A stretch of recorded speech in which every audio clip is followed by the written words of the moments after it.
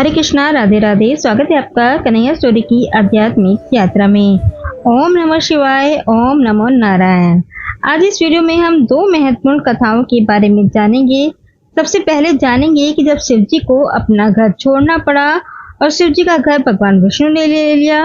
दूसरी कथा के बारे में जानेंगे कि बद्रीनाथ धाम का नाम भगवान विष्णु जी के नाम पर नहीं बल्कि माता लक्ष्मी जी के नाम पर है और बद्रीनाथ धाम में भगवान विष्णु जी के मुख्य विग्रह के साथ माता लक्ष्मी मुख्य रूप से विराजमान क्यों नहीं होती हैं।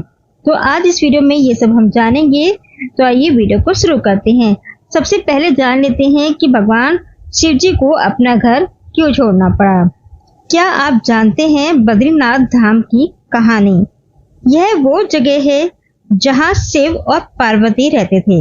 यह उनका घर था। एक दिन नारायण यानी कि विष्णु जी के पास नारद जी गए और बोले, आप मानवता के लिए एक खराब मिसाल हैं। आप हर समय शेषनाग के ऊपर लेटे रहते हैं। आपकी पत्नी यानी कि माता लक्ष्मी हमेशा आपकी सेवा में लगी रहती हैं और आपको लाड करती रहती हैं। इस ग्रह के अन्य प्राणियों के लिए आप अच्छी मिसाल नहीं बन पा रहे हैं। आपको सृष्टि के सभी जीवों के लिए कुछ अर्थपूर्ण कार्य करना चाहिए। इस आलोचना से बचने और साथ ही अपने उत्थान के लिए भगवान विष्णु तप और साधना करने के लिए सही स्थान की तलाश में नीचे हिमालय तक आए। यहाँ उन्हें मिला बद्रीनाथ धाम, एक अच्छा सा छोटा सा घर जहाँ सब कुछ वैसा ही था जैसा उन्होंने सोचा था। साधना के लिए एक आदर्श जगह लगी उन्हें। वह उस घर के अंदर गए। घुसते ही उन्हें पता चल गया कि यह तो शिव जी का निवास है और वह तो बड़े खतरनाक व्यक्ति हैं। अगर उन्हें गुस्सा आ गया तो वह आपका ही नहीं खुद का भी गला काट सकते हैं। ऐसे में नारायण ने खुद को एक छोटे से बच्चे के रूप में बदल लिया और घर के सामने बैठ गए। उस वक्त शिव जी और पार्वती जी बाहर कहीं टहलने गए थे। जब वे घर वापस लौटे तो उन्होंने देखा कि एक छोटा सा बच्चा जोर जोर से रो रहा है। पार्वती मैया को दया आ गई। उन्होंने बच्चे को उठाने की कोशिश की तो शिव जी ने पार्वती जी को रोकते हुए कहा, इस बच्चे को मत छूना। पार्वती जी ने कहा, कितने क्रूर हैं आप, कैसे नासमझी की बात कर रहे हैं। मैं तो इस बच्चे को उठाने जा रही हूँ, देखिए तो कैसे रो रहा है। शिव जी बोले, जो तुम्हें दिख रहा है उस पर भरोसा मत करो। मैं कह रहा हूँ ना, इस बच्चे को मत उठाओ।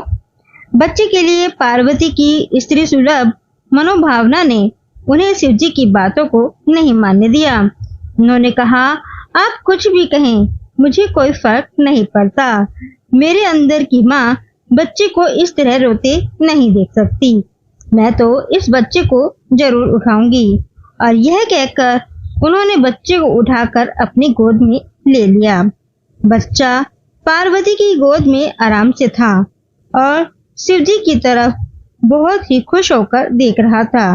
शिव जी इसका नतीजा जानते थे, लेकिन करें तो क्या करें। इसीलिए उन्होंने कहा, ठीक है, चलो देखते हैं क्या होता है। माता पार्वती ने बच्चे को खिला पिला कर चुप किया और वहीं घर पर छोड़कर खुद शिव जी के साथ गर्म पानी से स्नान के लिए बाहर चली गई। वहां पर गर्म पानी के कुंड हैं। उस कुंड पर स्नान और शिव पार्वती चले गए। लौट कर आए तो देखा कि घर अंदर से बंद था। शिव जी तो जानते ही थे कि अब खेल शुरू हो गया है। पार्वती मैया हैरान थी कि आखिर दरवाजा किसने बंद किया। शिव जी बोले, मैंने कहा था ना कि इस बच्चे को मत उठाना। तुम बच्चे को घर के अंदर लाई और अब उसने अंदर से दरवाजा बंद कर लिया है। माता पार्वती ने कहा कि अब हम क्या करें। शिव जी के पास दो विकल्प थे। एक, जो भी उनके सामने है उसे जलाकर भस्म कर दें और दूसरा कि वे वहां से चले जाएं और कोई रास्ता ढूंढ लें। उन्होंने कहा, चलो कहीं और चलते हैं, क्योंकि यह तो तुम्हारा प्यारा बच्चा है, इसलिए मैं इसे छू भी नहीं सकता। मैं अब कुछ नहीं कर सकता, चलो कहीं और चलते हैं।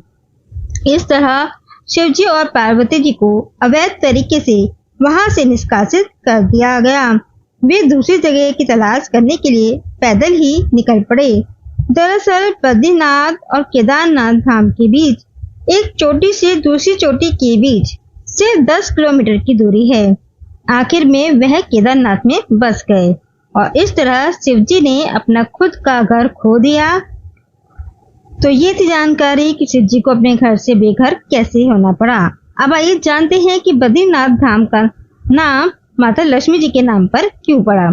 एक समय की बात है, भगवान विष्णु योग निद्रा में लीन थे। उस दौरान बहुत अधिक बर्फबारी हो रही थी। भगवान विष्णु लगातार ध्यान में लीन होने के कारण बर्फबारी में ढकते जा रहे थे। वह बर्फ से पूरे ढक गए थे। उनकी ऐसी दशा देखकर माँ लक्ष्मी को बहुत दुख हुआ।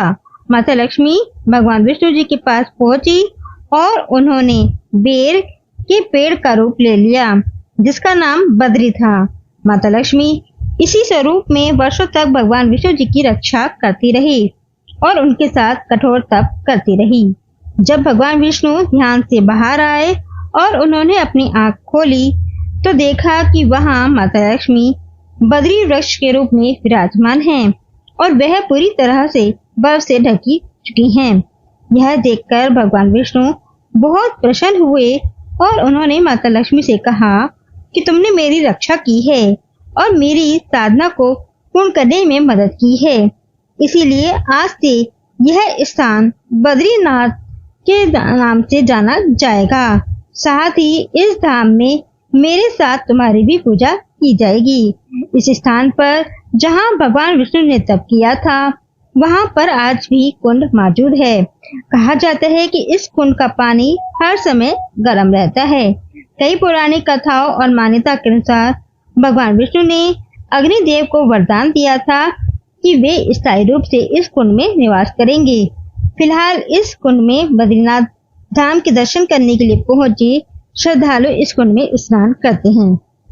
अब आइए जानते हैं कि बद्रीनाथ धाम में भगवान विष्णु जी के मुख्य विग्रह के साथ माता लक्ष्मी मुख्य रूप से विराजमान क्यों नहीं होती है। क्योंकि यह स्थान भगवान की कठोर तपस्या स्थल माना जाता है।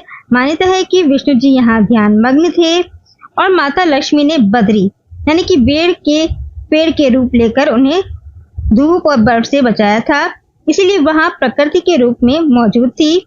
लक्ष्मी जी ने स्वयं को बद्री के रूप में समर्पित किया, न कि मूर्ति के रूप में। यद्यपि मुख्य मूर्ति में वे साथ नहीं हैं, फिर भी मंदिर परिसर में माता लक्ष्मी जी का अलग से मंदिर है जहां उनकी पूजा की जाती है। तो ये थी जानकारी तो भगवान शिव ने अपना घर कैसे छोड़ा और बद्रीनाथ धाम का नाम बद्रीनाथ कैसे पड़ा और बद्रीनाथ धाम में माता लक्ष्मी जी की पूजा भगवान विष्णु जी के साथ क्यों नहीं होती है। जय श्री राम।